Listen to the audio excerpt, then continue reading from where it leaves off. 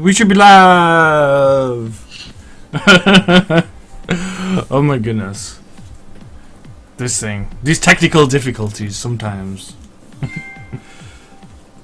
Yeah. I should put my phone on silent actually.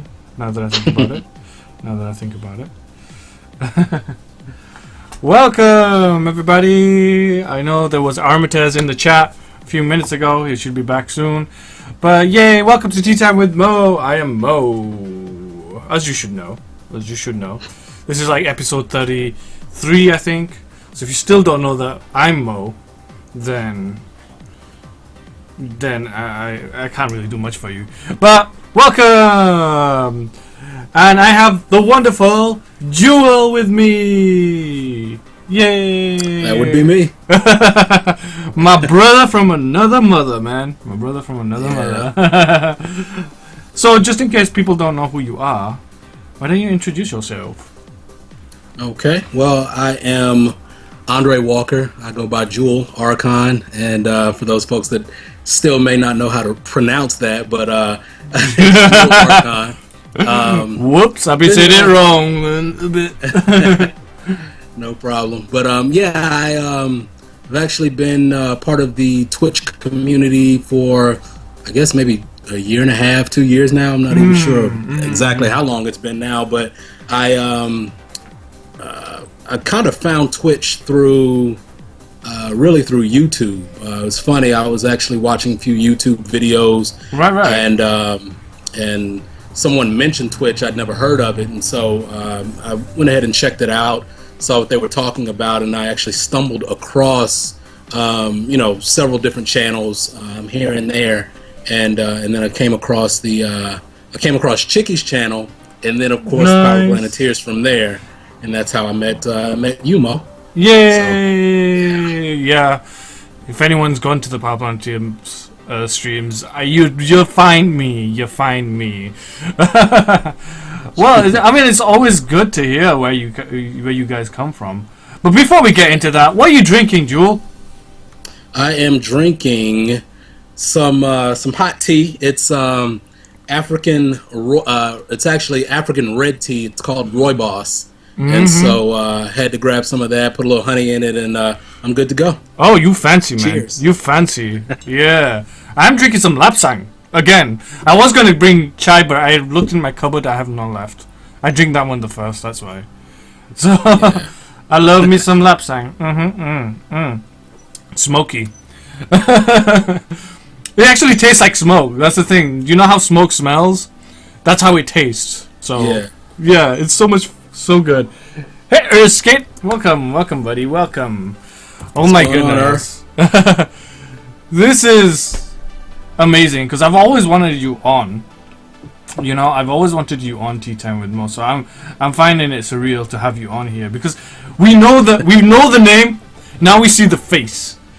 We see the face. This is the face. That beautiful, handsome face over there. You know. And the beard, and can't forget the beard. Yeah, that beard though. Yeah. Beards for the win, guys. I'm kind of not looking forward to when I have to shave it. You know, I have to shave it off when we hit a certain goal. That's for sure. Hey, Kai boy. Yeah, so cause when the next charity, I've already said it. I've said it on streams. Like one of the goals is going to be once we hit it, I have to shave my beard off. On camera. So oh wow. Everyone's gonna see me as a baby face again. Oh god. Oh wow. Is so that what the throwback was for the other day? The throwback was there because the only times we get to talk to each other, like the Power Planeteers, because we're all so busy, we all have our stuff, you know, is during the stream time. So if we're streaming, we can't really get other things done. You know, so the throwback was there so that we can be chilling in the chat with you guys and yet still be having some, time for a meetup, like meeting each, and throwing some ideas in the air and stuff like that. And there's something big that's going to happen in the future, so we were trying to sort that out as well. Hey, Smiles! How's it going? Hey, Hammond DG. I don't even know. Those cappers though, that's cappers. Oh my gosh. But yeah, you said you met through you got onto Twitch through YouTube. Yeah. Like, do you remember what you were watching? Yeah, I remember. I was watching this guy, Blunty. Was watching his channel, and it was actually around the time that the right before the Wii U came out, and I was just kind of going through YouTube looking for some information about the console, see what it was going to be about, see what kind of things were going to be there for it, and stumbled across his channel on YouTube, and he was talking about watching people on Twitch and how fun it was, and so I was like, okay, well, I guess I'll check it out, see what he's talking about, and he mentioned a streamer in particular, and so that's how that was the first person that I went to see, was that person's channel, and watched his channel, liked his content, obviously, and then started seeing other people through him, and then one night I was just kind of going through and seeing what else was going on, because that person wasn't streaming that night, and that was the night that Chicky was on the front page. And so that's how I got to her stream. Oh, that's how you met her, right? On the when she was doing the 12-hour stream. I was with her on that day as well, I think.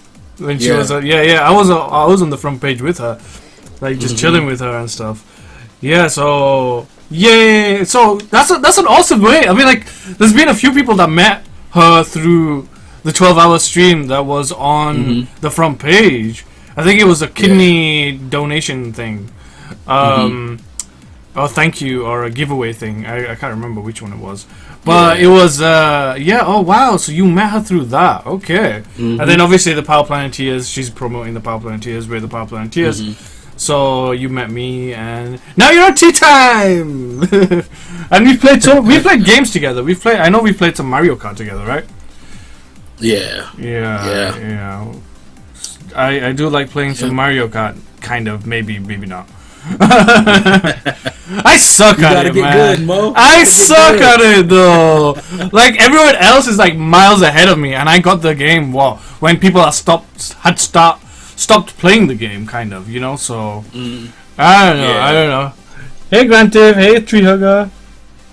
Oh my goodness. Yeah, that was so long ago, but it feels like it was so. Oh my gosh.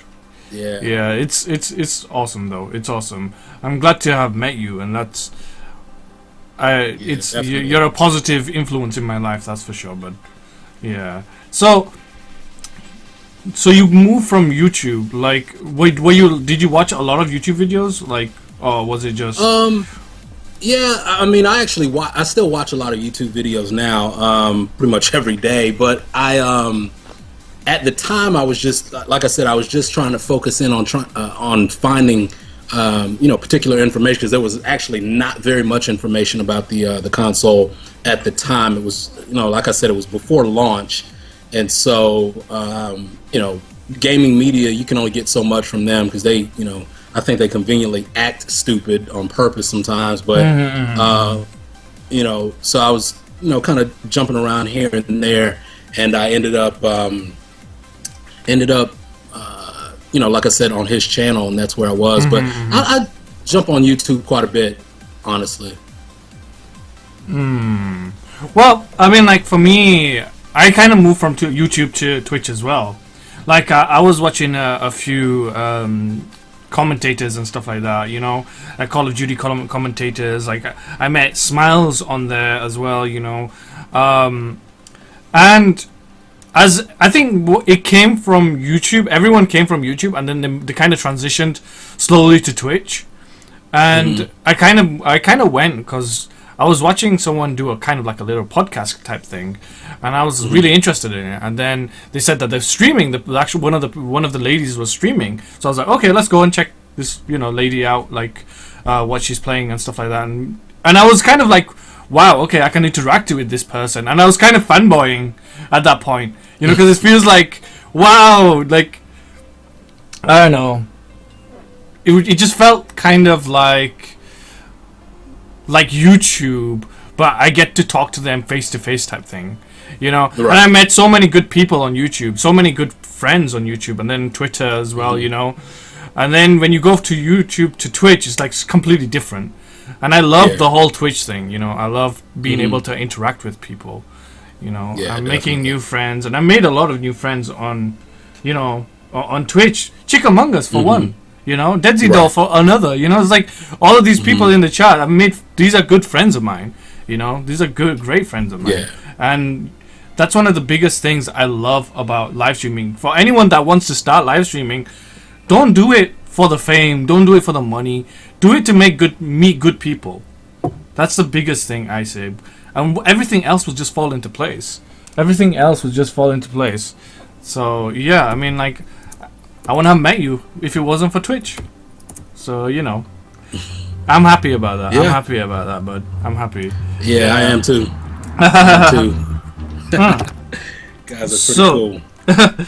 So, tell me, what is the history of your consoles now? So, what did you start off with? Or where did you start gaming? Okay. All right. Well, I started gaming. I'll go consoles. I won't talk about PC very much, but I started. My first console was actually the Atari 2600. Okay. Yeah, I had one of those. I don't even remember when I got it, honestly. I just remember having it. My dad got it for me, I'm sure. But, you know, obviously I was a kid then. But, you know, I just ended up having it. And I really loved playing Space Invaders and Combat and different things like that. And then, I don't know, for whatever reason, you know, I was playing it, but I didn't play it very much. And then I tell this story all the time. It's funny because when the Nintendo Entertainment System was first coming out, it wasn't even out yet when I heard about it. But I'd already been, you know, I'd visited arcades quite a bit and different things like that. And so I played, you know, played a lot of arcade games. And one game in particular that was in the arcade was a game that was basically like a successor, if you will, to a game that I had on my Atari, which was Mario Brothers. And Super Mario Brothers was in the arcade, you know, after that. And I was floored by it. It was just so vibrant, if you will, just being able to run across the screen and different things like that. And what really, really, you know, drew me to the Nintendo Entertainment System was the fact that I would be able to play that game that I could play in the arcade and it still looked the same at home.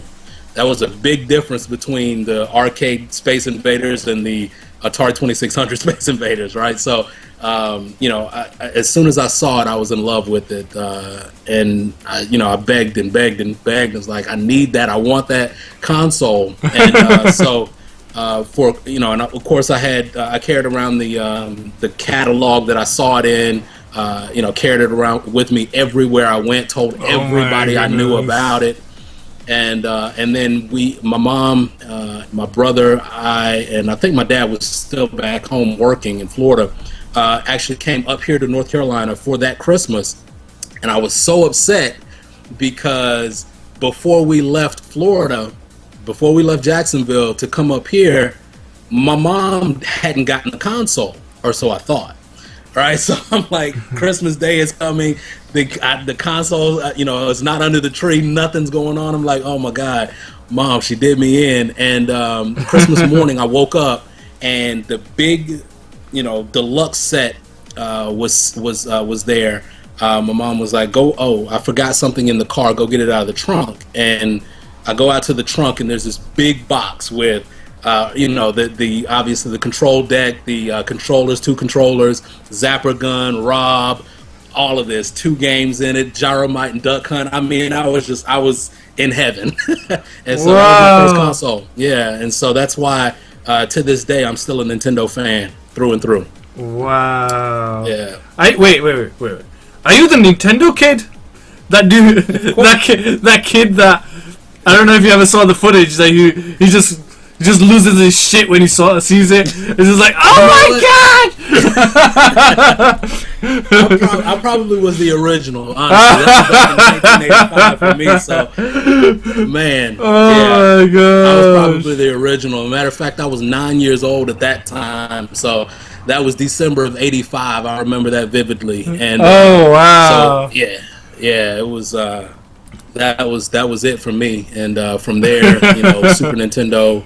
N64, GameCube. Honestly, I didn't have a Wii. I never did have a Wii. Oh wow! Through a bunch of different transitions and things. So by the time I finally was in a position where I said, okay, you know what, I need to go ahead and get a Wii, I found out about the Wii U coming out. So I had to wait that extra year and a half. Fair enough. To go ahead and get the Wii U instead of worrying about getting a Wii, because I knew it was backwards compatible. So I said, hey, I'll do it that way. There was some good titles on the Wii. I have a Wii, but I never ever actually played it, except for like those sports games that you get with the game, with the console, the sports and the Wii Fit. That's all I ever played on there. Oh, okay. I mean, like Zelda and stuff like that, I never really got into, so I didn't really care for them, if you know what I mean. So yeah, I was like, you know what, forget this, and it seemed as though it's in my living room. I don't really game in my living room, so that's another like drawback for me. So yeah, so you went from Nintendo Entertainment System then to Super Nintendo, and then you said N64. Yeah, from N64. all of the consoles that you had, which one was your favorite of all time? I hear that question a lot, and honestly, for me personally, I guess I have to put it in categories, right? Because nostalgia purposes, the NES was hands down my favorite. The NES, yeah, just simply because of nostalgia. I mean, going to school, having friends that it seemed like everybody had one. Certain games that everybody talked about, playing certain, certain things that, that people, I beat this game or I haven't beat this game type of thing. So, as far as nostalgia is concerned, because of the connection with a true community at the time, which was everybody that you knew around, all the kids around, it would have to be the NES. But honestly, I'm having probably more fun now. I have certain games on other systems that are hands down, probably rank very high in my favorites. But right now, the Wii U honestly is probably my favorite. Right. A lot of people probably like, really, but honestly, I love my Wii U. I love the games that I have on it. I love the games that I'm still waiting to get on it. I mean, it's just. A lot of fun I'm having with it. I mean, many people say, "Oh, well, mine's gathering dust." I'm like, "Well, hey, that's you. Yeah, that's you. Yeah, that's exactly. you. You know what I mean?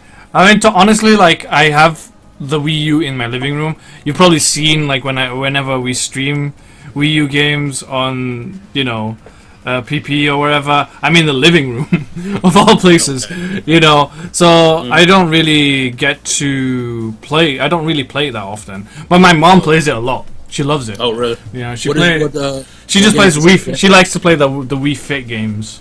Yeah. She's always like. She told me to buy her two peripherals, the Wii Remote Plus things. Yeah, because she wanted to play the other games on it. I've only really played Mario. I've only got really Mario Kart on there, and obviously the Wii Fit U, and that's it at the moment. But I am planning to pick up some good games for it. Now, you see, when you say like there's some good games coming out, I completely agree with you. There's some really good games that are going to be coming out. Dragon Quest, for instance, I really hope that comes out in this country. Yeah, the localization is one of the biggest things that people have gripes about. I that's one drawback of it that that you kind of look, because obviously the games are being made over in Japan, so obviously they're making them in the language that they understand. But of course, so you can understand that, and sometimes you really, even though you want the game, you have to realize sometimes it does take time, and sometimes they just don't take the time. So games never do make it, but yeah, stuff like that, because I know that, and that's another thing about right now as far as modern gaming versus back then.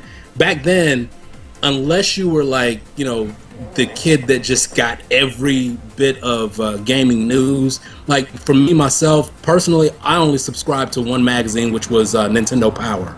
Right. And so I got the information that I got through that. But, knowing about games that weren't coming stateside, I didn't know anything about games that didn't come stateside. Same here, yeah. Same here. I only heard about Chrono Cross. I don't know, like a few years back, like when I was talking to people in the US and stuff like that. I never used to play online or anything like that, like even on the PC where online's been there for years. I never really played. I think the first ever game that I ever played online was Diablo. So you couldn't get like the news. You didn't know what you were missing. But through the years, you kind of realize, oh wow, there was another Chrono Trigger. Chrono Trigger is this big thing over there in America, and it's kind of a cult favorite over here as well. But you didn't know about that. You just got the game and played it. Like Final Fantasy, you didn't know that's a big thing until you play. You played it. You're like, whoa, okay. And then you find out that all these other people loved it at the same time. So I completely understand what you mean. And even back then, like, money was tight as well. Like, obviously you had your parents to look after you and stuff, but they weren't going to get you every single game you wanted. So you were always rooted to that one game that you had to play. If you didn't play it, then you would lose out because you wouldn't get another game. Right now, you can go out and buy any game that you wanted, and you don't you're not just rooted to that one game. So I guess you kind of appreciated the gaming a little bit more back then than you do now. So it's just the way it is, right? It's just the way it is. Yeah. Times change, I guess. Times change. Yeah, they do. I mean, back then it was all right. Let's take a game that like Mike Tyson's Punch-Out. Yeah. My best friend and I, we beat that game backward, forward, everything. Right. And by the way, my best friend is totally blind, 100% blind, born blind. Yeah, and and he beat the game actually before I did, because his brother had the game, and he used to just kind of listen and hear what his brother was doing over and over. And many people don't realize this, but like with Mike Tyson's Punch-Out, the pattern of the boxers, all of the people that you're fighting, there's a pattern in the music.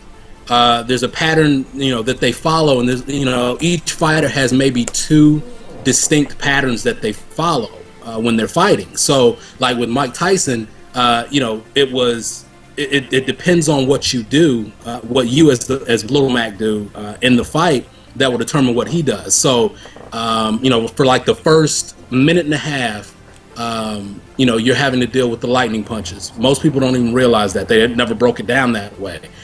Within that first minute and a half, obviously, if you get hit by one of those punches, you're going down. Get hit by 3, the fight's over, right? But, but here's the thing. Most people, they just think about, well, what can I do to get through this first minute and a half?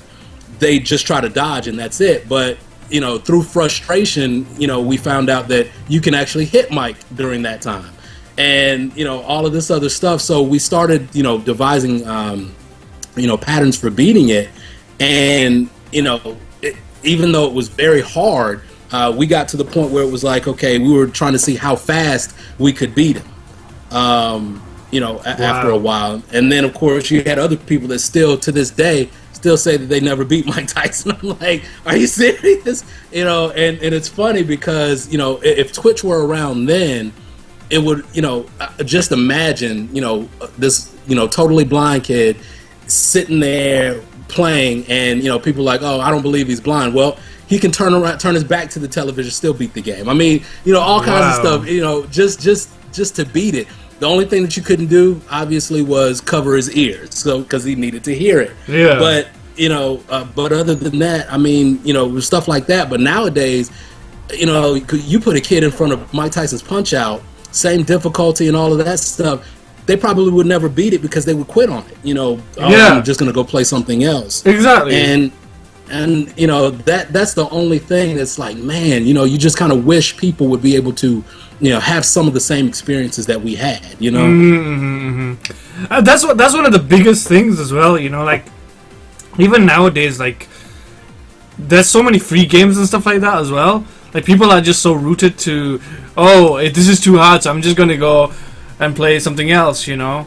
And it's kind of weird to think about it, because I kind of was the same way when I was young as well as I am now. Like if it gets too hard, I kind of leave it for a few days and I come back to it, you know. As you guys probably know, when I was playing Metal Gear Rising, it took me forever to beat that one boss, but I didn't quit.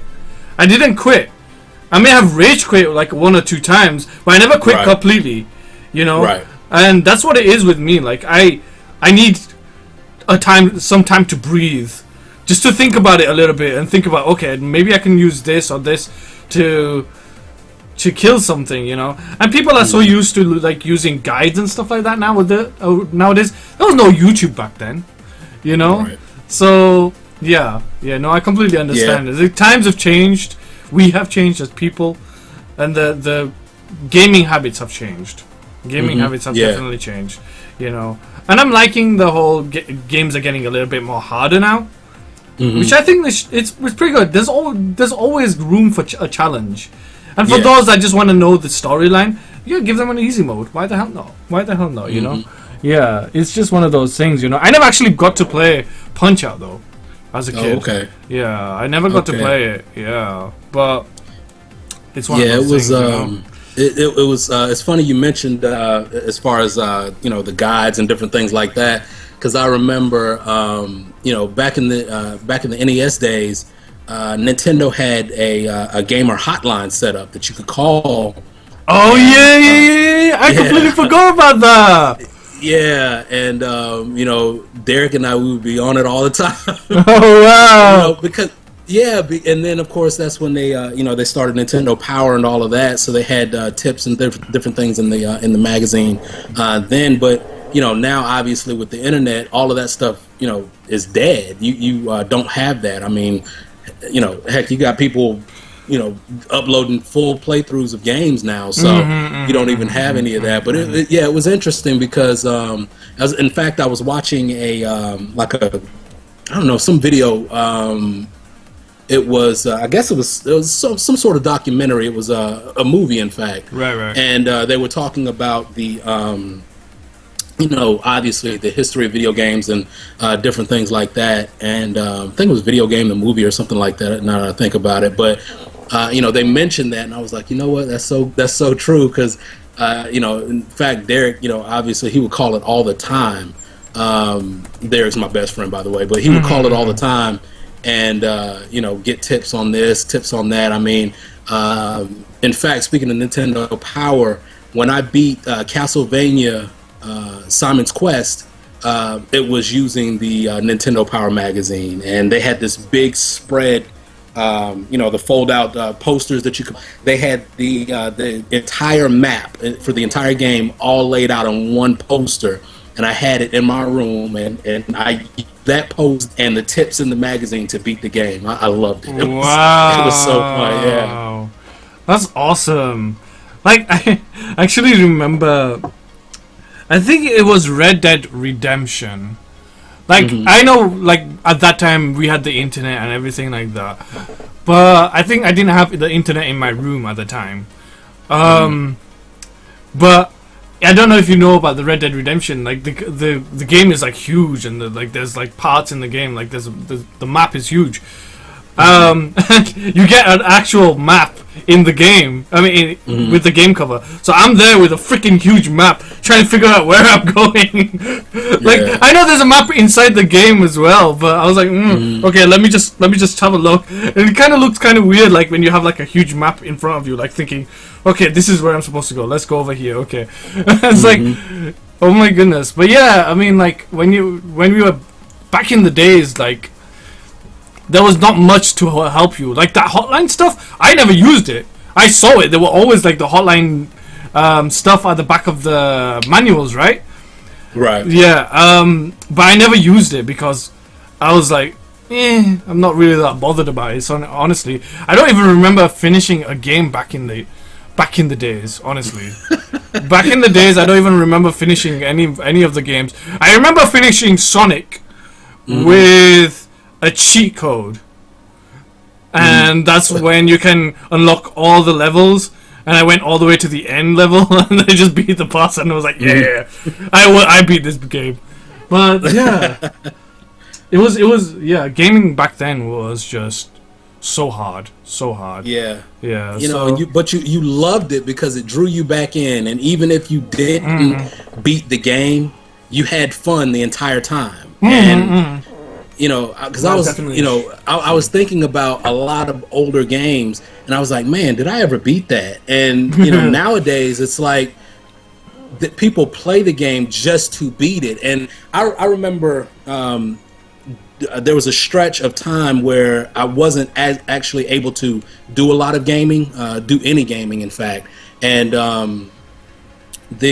what happened was I noticed that you know, people were talking about having beat this game or beat that game, and at first I was like, oh man, you're really good at gaming. And then I realized, you know what, if everybody's beating the game, there might be something wrong with that. And I realized that they started making games easy all of a sudden. It was just like every game is easy. You know, it's kind of like with the Lego movie, everything is awesome. You know, everything is easy now in every game. And so it's like, okay, that's not gaming. That's not playing games. I mean, everybody shouldn't be able to beat the game unless they dedicate, you know, some time to have some skill. Yeah. I mean, that's the thing. Like, I mean, like, you see, I don't mind easy gaming. I don't mind it. You can do it. Like, some people just play the game for the storyline, and that's fine. You can do that if you want. But I think when we were younger, we were never given. There was never like an age rating. You know, oh, you have to play. You can only play this at this age or whatever. Right. So the game developers weren't really marketing towards just kids. They wanted to make it challenging. You know, just for the sake. So just like adults wanted to play, they can have fun with it too. You know, so they had like a broader horizon of ages and people, a bigger audience, kind of in a sense. Nowadays, like, if they're gonna make a game for people under 12, they're not gonna make it hard because they want to give them the sense of accomplishment that we felt when we beat a level of Sonic or something, you know. Right. So yeah, I mean, we were just, I think, brought up with the hard games, you know. So I don't know. I don't mind easy gaming, but it shouldn't just be easy gaming, right? You know? I mean, like, I like the fact that, like, you know, like how Bloodborne and Demon Souls and, you know, even like Ori and the Blind Forest, that wasn't an easy game. That was a hard game. And I'm glad that they're starting to make it a little bit more challenging, giving people options to make harder games and stuff like that. You know, giving them the option to play it in hard mode or whatever. You know. So yeah, I'm glad where gaming is going. And it's going. I feel like it's going back in the right direction. Just the whole bringing a game out too early thing bugs the hell out of me. Don't bring out a game until it's finished, and there's no freaking messed up stuff. And it's usually all network stuff anyway. I feel like it's always like the network problems and stuff like that. So, whatever. So, what are you playing right now? What games have you been playing recently?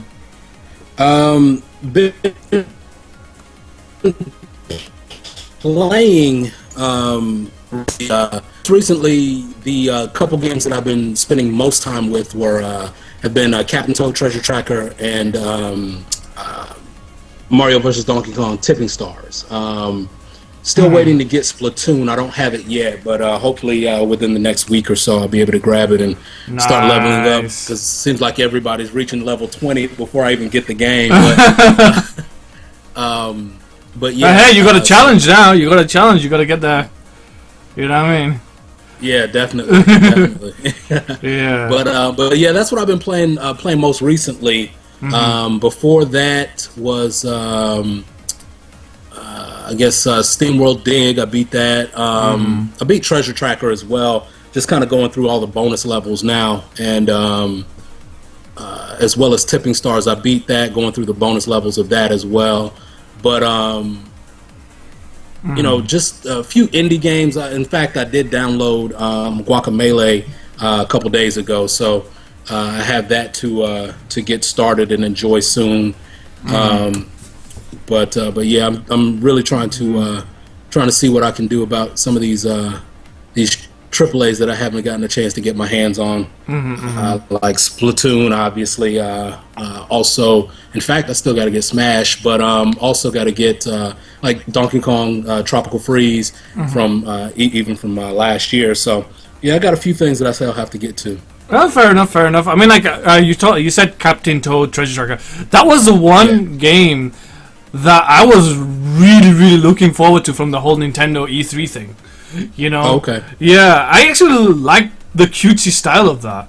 You know, I like the cutesy style of that, and he's walking around and you gotta do stuff. I don't really know what the premise was, but I like the whole that he was cute as hell, and it looked like it would be a fun game to play. And I actually do want to pick that up at some point. I'm not sure. Definitely get it. Get it as soon as you can. It's really fun. I mean, you know, I've actually, you know, because the styles are, I guess, the cute style, if you will. I guess you could say the cute genre of Captain Toad and Kirby. They got a little bit of a comparison, and you know, some people were saying, "Oh well, I was expecting Kirby to be a little bit better than it was," you know, versus Treasure Tracker. Treasure Tracker was great, but Kirby, you know, didn't live up to what I thought. But you know, each game is its own game, and everything. But yeah, I definitely recommend getting Treasure Tracker because you know, it's a lot of fun. It's really challenging, and if you don't have you didn't pick up Super Mario 3D World, right? That was for 3DS, right? No, 3D World. No, I didn't. Okay. No. All I have is Mario Kart. Okay. Mario Kart 8 and Wii U Fitness, whatever. Wii U Fit. Okay. Yeah. The Captain Toad is actually, I guess you could say, a spin-off game of 3D World. Okay. Yeah, there are like, I think 4 or 5, maybe 6, you know, like bonus stages in the game that are basically where Treasure Tracker came from. Okay. Yeah. Well, I think one of the biggest ones that I want to pick up for the Wii U is Wind Waker. Now, everyone's been telling me to try out Wind Waker because it will get me into the Legend of Zelda series. Okay. I'm okay with it because I've heard so much about the Legend of Zelda series that I kind of I kind of missed out because I never had a Nintendo. You know, all I had was a Game Boy, and that's it, really. You know, right. And then I had a Wii that I never used, and then a Wii U that I don't really use right now. So, but Wind Waker is definitely one that I want to pick up, and Captain Toad is another. And actually, for the future, I'm actually thinking Xenoblade Chronicles X. I know you keep sending me links for that. But I'm not gonna lie to you, okay? I'm not gonna lie to you. Every time I watch something about that game, it makes me not want to buy it. Really? Why? Yeah. Firstly, I'm not a big fan of mechs. You know? Okay. And it's starting to feel very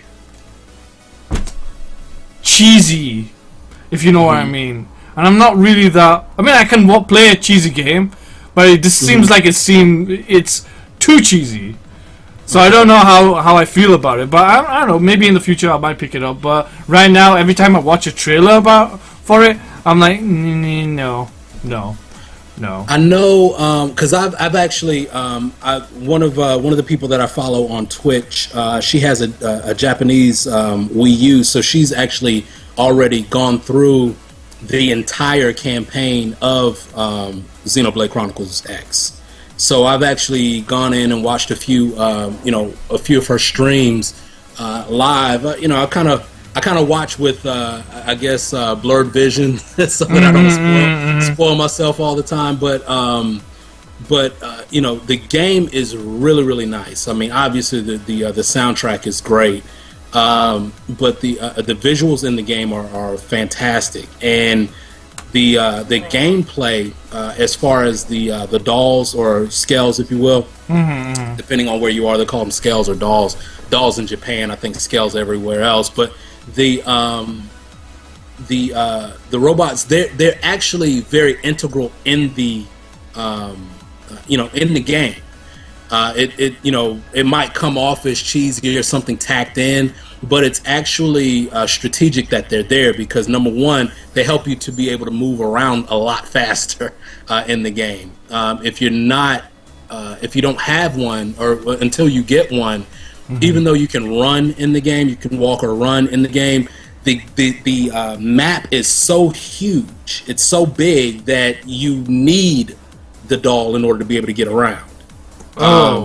Yeah, more effectively, and some areas that you have to fly to, so you actually do need the doll. You see, that's one of the biggest things. I don't really like mechs. I don't know what it is. I don't know what it is. It's something about it that I'm not really a fan of mechs. And I played Titanfall a little bit, and what other games have mechs in them? Right. But I don't know. It's definitely on my to game list, but it's moving down the list very, very quickly, and I don't know why. Okay. It's mostly because of the mechs, I think. Twisted Road asked if you had ever played Divinity 2.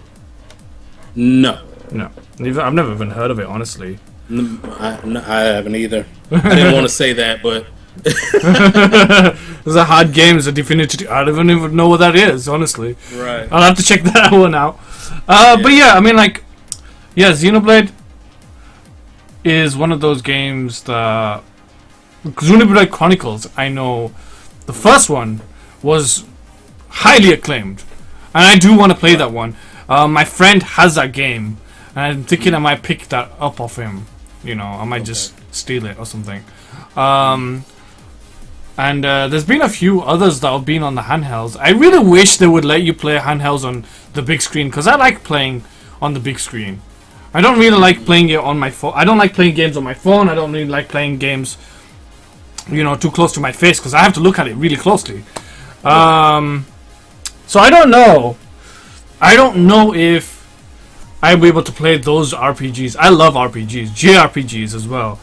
So right now, the one game that I'm really, really, really, really looking forward to is, yes, Xenoblade Chronicles X still, like from all of the Wii U titles, and Dragon Quest, the new Dragon Quest. Because I did love Dragon Quest 8. I loved it to bits. It was so good.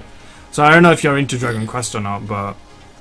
No, I've never gotten into Dragon Quest, but I definitely will take a look at it. I know people have been talking about it, but obviously, like I said, it just depends on the localization of it. Because if they bring it over, then obviously I'll be looking at it. Because my beloved Wii U is not getting a lot of attention from developers outside of Nintendo. But that is what it is. But if they bring it over, then obviously I'll be definitely looking at it. I know that. In fact, I see a couple of comments here in the chat. Going back to when you mentioned Zelda, I was thinking about something when you mentioned that you had never played one before. The very first Legend of Zelda, when it first came out, I hadn't even heard about it when it came out. Again, back in the day, games came out and then you found out about them. Yeah, very much. Yeah. Yeah, my next door neighbor had a Nintendo Entertainment System as well. So he had games that I didn't have, and vice versa. And so when I went over there one day, he had a game that he had a cartridge that was all gold, and I was like, "What in the world kind of game is that?" and he said it was Legend of Zelda, and I was like, "Okay." And funny as it is, because it had a gold cartridge, I was turned off from it. Oh, wow. Yeah. I'm not seeing any gameplay or anything. I was turned off from it because it had a gold cartridge. And I was like, that looks stupid. And so for weeks and weeks, like I said, it was my next door neighbor, so like I had to go far. But one day I went over and I just asked to borrow it because I'd already beat a lot of the games that I already had. And so I just asked to borrow. I think he wanted to borrow something of mine, Legend of Zelda, and I got I got that game, and I started playing, and I was like, okay, this is pretty neat. And the more and more I played it, the more and more I fell in love with The Legend of Zelda. I was like, oh my God, this game is awesome. And of course, with the help of Nintendo Power, I beat the game as well, because that's a pretty big game. And then after that, when Zelda 2 came out, Zelda 2 for a long time was actually my favorite Legend of Zelda game. Even though a lot of people don't like that particular one, I really liked it. I think I like the platforming aspect of it. I'm a pretty big platformer fan, so it really got me with that. But I beat that one as well, and so from that point forward, obviously I've been a huge Zelda fan. I remember when it's funny. I remember when on the N64, Ocarina of Time came out. And I didn't have it yet, but in fact, I didn't even have an N64 at the time yet. But one of my fraternity brothers had it, and it was actually one of my Neos. And after they had crossed and everything else, I would actually go over to their house, even if they weren't home. I would go over to their house and play that game. I actually had my own save file on his game.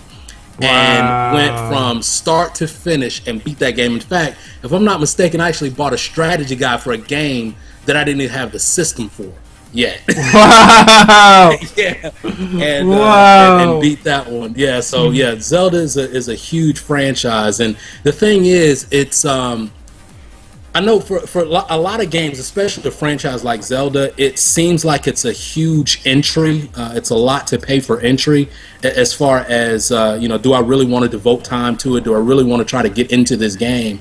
But it doesn't take very long at all to really get into a Zelda game and really love it. So I definitely recommend going ahead and grabbing that as soon as you can. Yeah, I'm definitely thinking Wind Waker. But I have so many games right now that I don't know what to do with myself right now. I'm kind of in this period where I'm not playing much.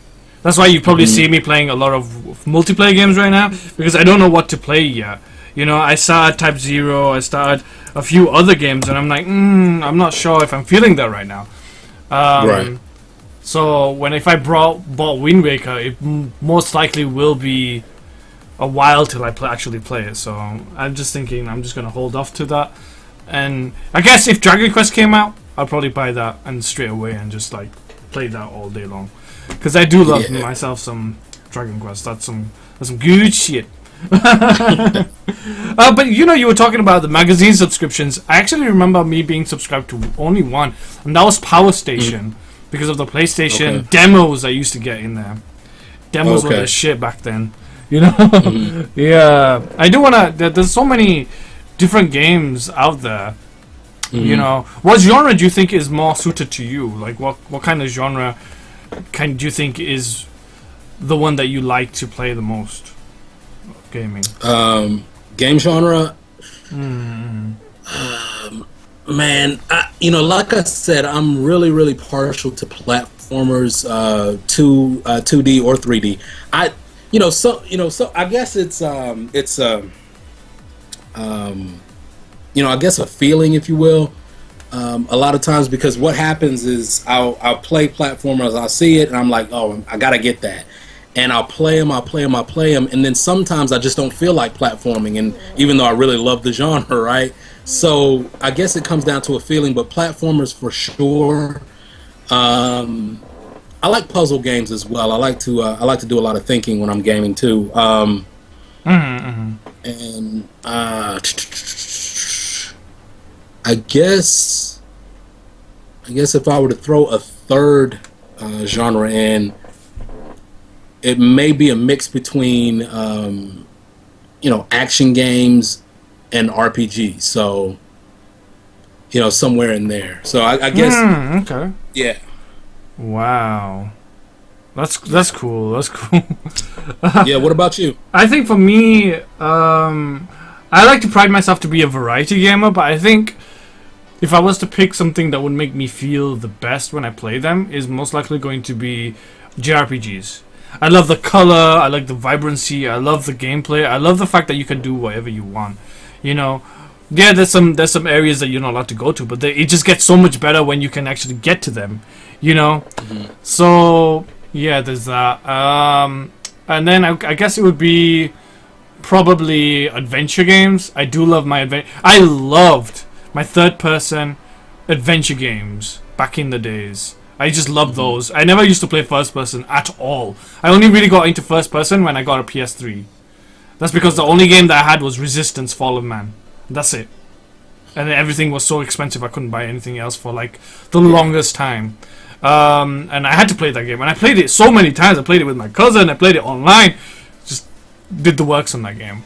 And then I guess for another one that I really love would probably be puzzle as well. I think I wasn't a huge puzzle fan, but Portal and Portal 2 were the shit. Was so good, and you just know how good a game is when it brings you into a genre.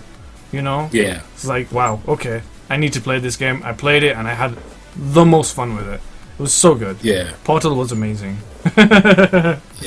Yeah. So yeah, I know. I remember seeing you stream Portal. I think it was Portal 2 a couple of times. Yeah. Yeah, I streamed both. I've streamed both. I think that was one of the first games I ever streamed. Oh, okay. One of the first games I ever streamed was Portal 2, I believe. But I loved it, and I have a lot of fun.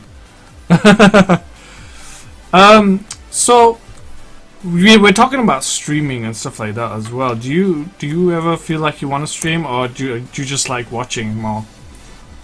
Yeah, I've actually thought about streaming, but it's just like getting the equipment and the time to do it. Because I would love to stream, but then I would also love to do it, as far as being on a schedule or something like that, so that I could say, okay, well, I stream certain times, but with with everything else that I have going on or whatever I had going on, just didn't quite fit in.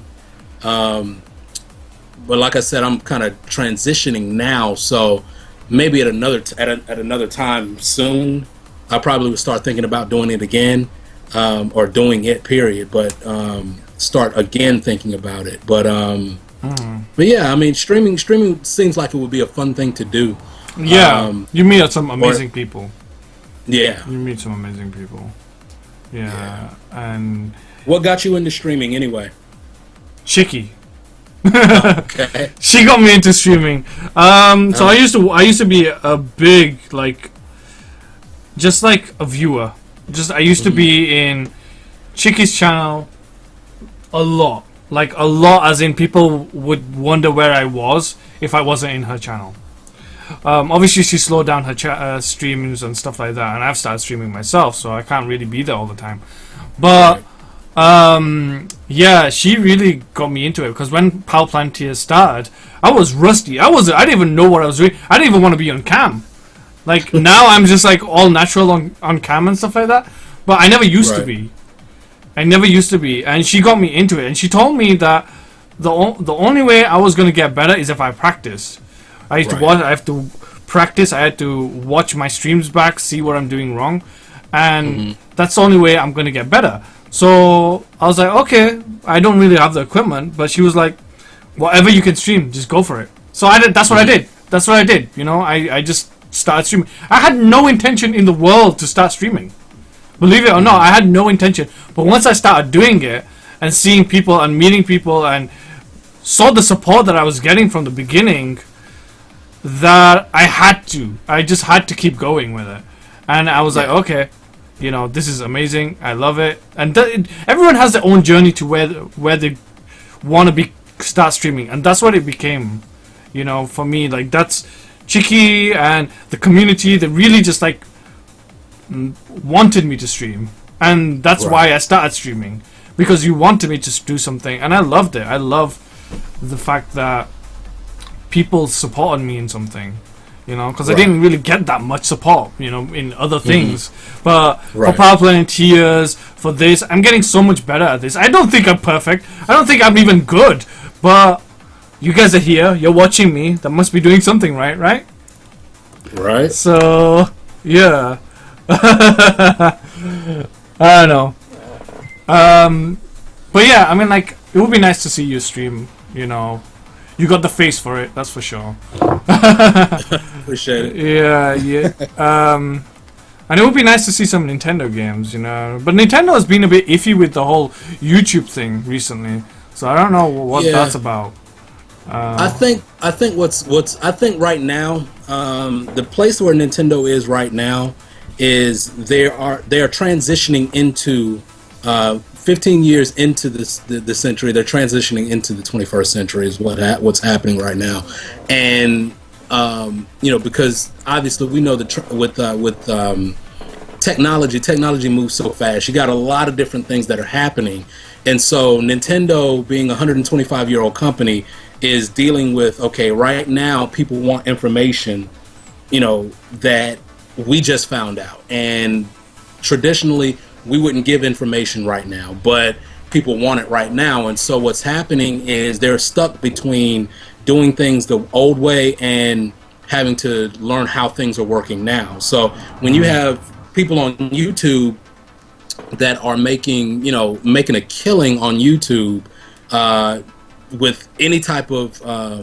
content, it doesn't matter if it's gaming content or anything, you know, with anything that they're doing, you know, and then you have the copyrights, you have the people that are suing Nintendo every chance they get, saying that, oh, well, I had this idea first, and so they got patent trolls out there and all this other stuff, so they're fighting that in court every single day, and winning, you know, so all of a sudden now you have the copyright claims that can be made on, you know, stuff that's on YouTube, and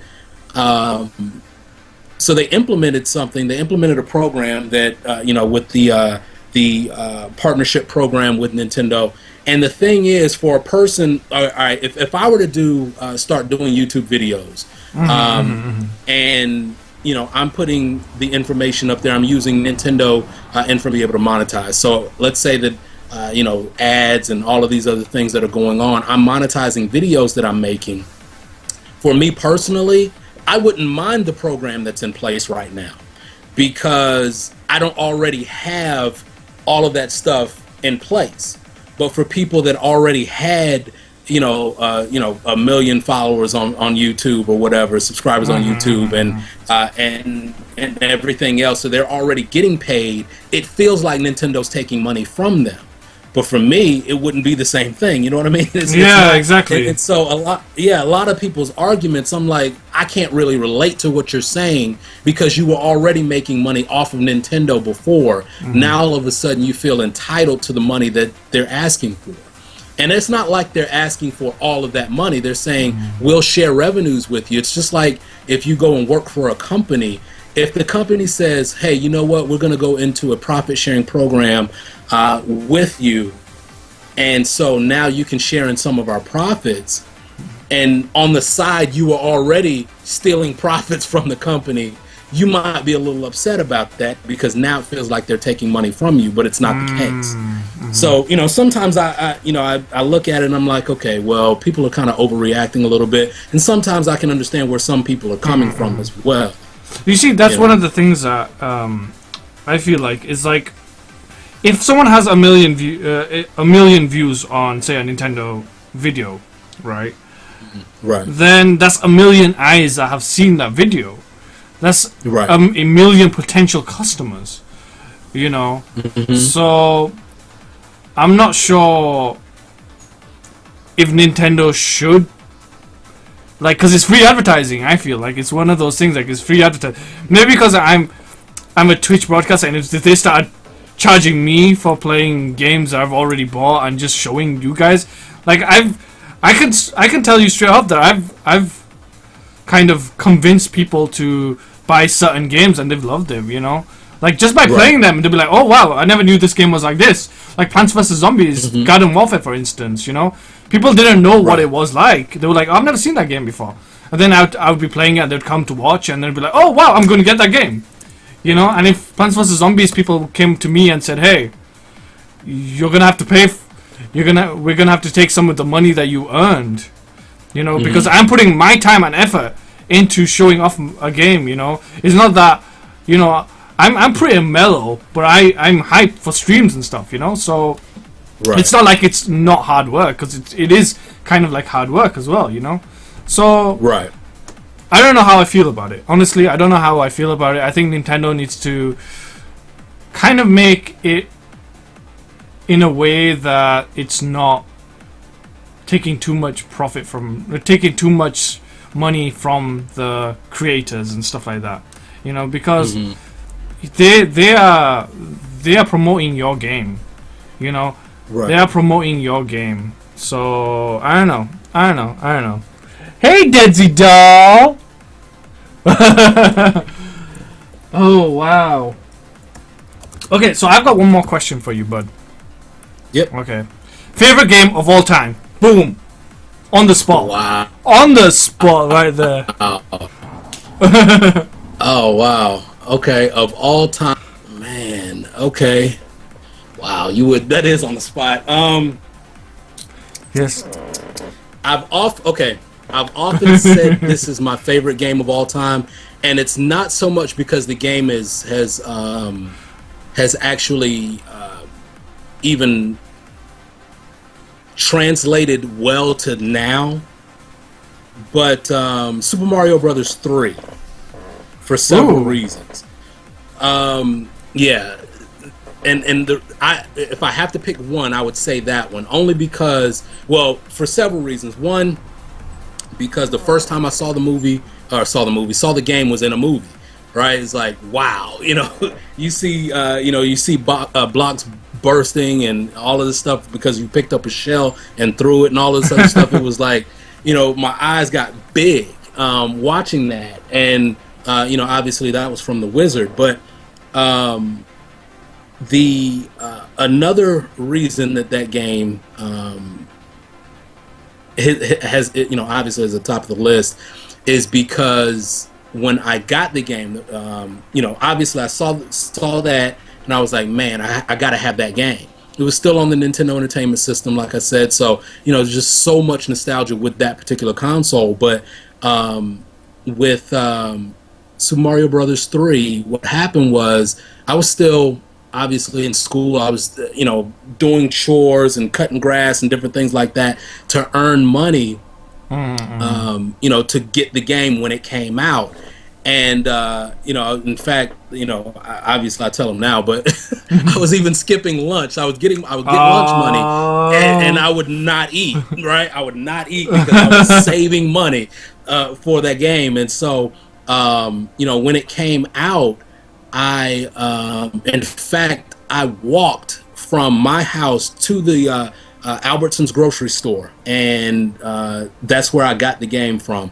I saw that they had the game there, and so when I had my money together, I went up there, exact change, and put my money down. I bought that game outright, no help from mom or dad, other than obviously the you know, the allowance money and lunch money and stuff like that, but no help from them. I walked all the way up there. It's probably about a 30-minute walk, and one way and all of this other stuff, and got up there, got the game, got home, and I had a ball with that game. I was never disappointed with that game from start to finish. I beat it, obviously, and you know, hands down, that was you know, that summed up gaming for me. Oh, so wow. I always look at that one as my favorite. That's dedication, guys. Dedication. These kids don't know what that meant. These kids don't know how it felt to do that. And I've done that once or twice as well, like with certain games, Toy Story 2, for instance. But anywho, but yeah, that's yeah. Kids don't know how easy they have it nowadays. You know, oh, they want a game, oh, I'll just ask for it and they'll get it, you know. It's like, oh, right, wow. I don't know. It's just, yeah, it's amazing to hear that kind of story, because I've done that as well. I've skipped lunch, You know, I've worked little shitty jobs just to get what I wanted. You know, like for me, it might have been a bit bigger things, like I don't know, a PlayStation or something like that. But still, I wanted that for myself, and I got it. You know, I think the first console that I ever bought with my own money was a PlayStation 2. It was a PlayStation 2, and I believe I saved up a lot of money just to get one of those. Like a lot of money just to save it, and I was like, wow, yeah. I mean, I have a lot to be appreciative of, like with my parents and stuff like that. They got me whatever I pretty much wanted, but I never felt right asking for it. I wanted to get it for myself, and I got it. So I was happy about that. that. Yeah. Anywho, Jewel, thank you for coming to Tea Time with Mo. This is awesome. We only touched on one subject, and that was gaming. I didn't even get to ask you about all of the other stuff, like movies and TV and stuff like that. But that will be for the next time, guys. Next time. Yeah. So next time, guys. I get it next time. Yes. Hey. Like I say to everyone, right? You know, just because you've been on once, that doesn't mean you're done for good now. I'll get you on again at some point. That's for sure. That is for sure. Anywho, but I hope you enjoyed yourself. I really do. I hope you had fun chilling with me, you know, and drinking your tea. Did you finish it? Did you finish your tea? All done. Oh, me too. Last sip just a moment ago. Oh, wow.